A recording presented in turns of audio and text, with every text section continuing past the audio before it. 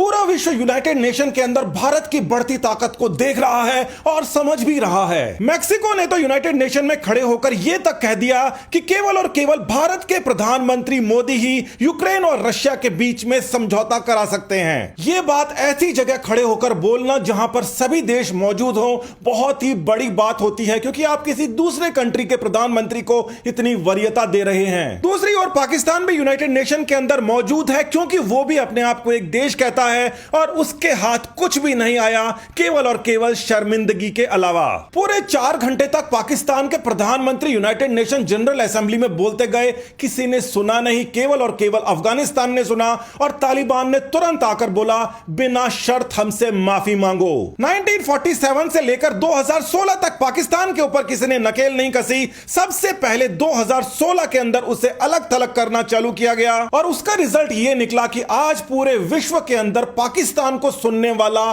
कोई भी नहीं है। जो सुनता है वो धमका और जाता है। कहने को यूनाइटेड नेशन के अंदर 192 कंट्रीज हैं और सभी कंट्रीज बराबर हैं, मगर कभी ये बराबर थी ही नहीं। जो पावरफुल कंट्रीज हैं वो देखिए क्या कहती है भारत के लिए। फ्रांस के राष्ट्रपति ने भी छोटा सा भाषण दिया और उस भाषण के अंदर बोल के गए कि भारत की भूमिका सबसे ज्यादा जरूरी है। अगर विश्व को शांति के रास्ते पर जाना है तो मोदी का उन्होंने नाम लिया। यूनाइटेड किंगडम यानी कि अंग्रेजों ने जिन्होंने भारत पर राज किया था वो भी आज के टाइम में ये कहने को मजबूर हैं कि भारत की जो आवाज है वो सबसे ज्यादा इन्फ्लुएंशियल है। और भारत के बारे में ये बात वर्तमान जो प्रधानमंत्री उनकी हैं अच्छे से जानती हैं, क्योंकि कुछ ही समय पहले वो भारत में आई थी भारत को दबाने के लिए कि रशिया से अपने रिलेशंस कैंसिल कर दो, मगर जयशंकर जी से उनकी मुलाकात हो गई और आगे की कहानी तो सबको पता ही है। सबसे इंपॉर्टेंट बात यह है कि अमेरिका इस बारे में क्या सोचता है, क्योंकि हिस्ट्री पर अगर नजर डालो तो अमेरिका अपने आप को इतना बड़ा सुपर पावर समझता है,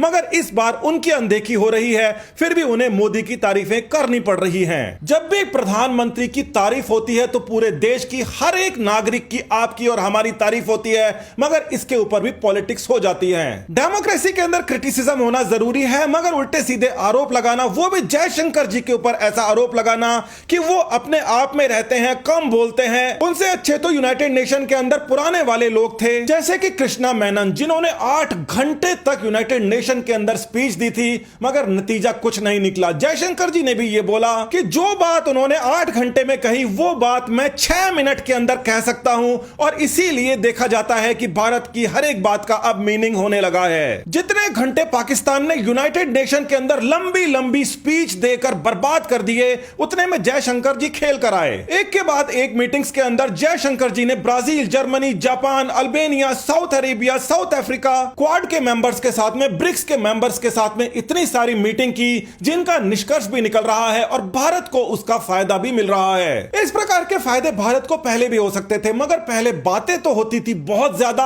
और काम होता नहीं था। अब विश्व के अंदर ऐसे भी लोग हैं जो भारत की बढ़ती लोकप्रियता से ज्यादा खुश नहीं है। उन्होंने भारत के और रूस के बीच के अंदर गतिरोध करने के लिए सवाल पूछा। कई सारे मीडिया वाले रूस के एम्बेसडर के पास पहुंच जाते हैं कि हर जगह देखिए मोदी की बात हो रही है कि मोदी ने पुतिन को क्या कह दिया, तो उन्होंने जो जवाब दिया उससे मीडिया का भी मुंह बंद हो गया। एक ही सेंटेंस के अंदर उन्होंने यह जवाब दे दिया कि इंडिया की जो बात है ये आज की नई बात नहीं है, इंडिया पहले भी हमारे साथ में इस प्रकार की समझाइश करता रहा है, मगर इंडिया वाली बात को चेंज करके पाकिस्तान के ऊपर बात को लेके गए और उन्होंने कहा कि पाकिस्तान के बुरे दिन शुरू हो सकते हैं। रशिया ये अच्छी तरीके से जानता है पूरे विश्व की तरह कि भारत ने एक न्यूट्रल स्टैंड बनाया है, किसी प्रेशर के आगे वो नहीं बिखरा, मगर साथ ही के अंदर उन्होंने ये साफ तौर से कह दिया कि पाकिस्तान की तरफ से यूक्रेन को अगर आर्म सप्लाई किए गए हैं तो इसका रशिया और पाकिस्तान के रिलेशंस के ऊपर फर्क पड़ेगा।